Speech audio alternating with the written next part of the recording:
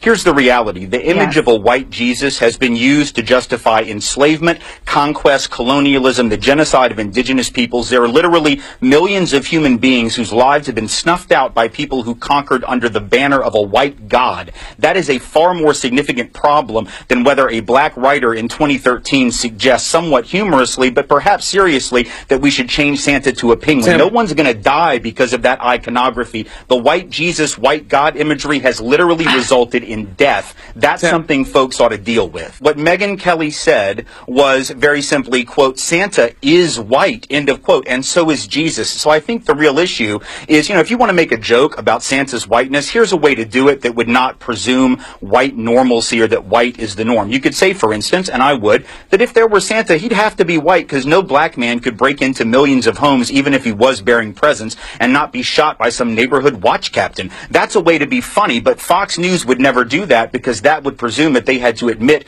racial profiling and racism were real. So there's that. I think the real issue is that she made a statement of fact, not for her own opinion, but fact. There's a difference between believing in Santa and believing in Jesus or the Buddha. Buddha did not come from Kansas. Jesus was not born in a manger in central Pennsylvania. He was a man of color, and the fact that we have represented him for centuries, literally as a white man, speaks to the entire history of white supremacy. We can act like it didn't happen. We can make it the punchline of a joke, but the reality is this iconography, Jesus more so than Santa, I agree with Mel here, Jesus more so than Santa is a real problem. There's a reason we've represented these icons as white. It's not a coincidence that we've done that. Okay. Do you think there's something inherently wrong? I understand you're saying that a white Jesus has been used to do horrible things, but here's the difference, and Reza is right.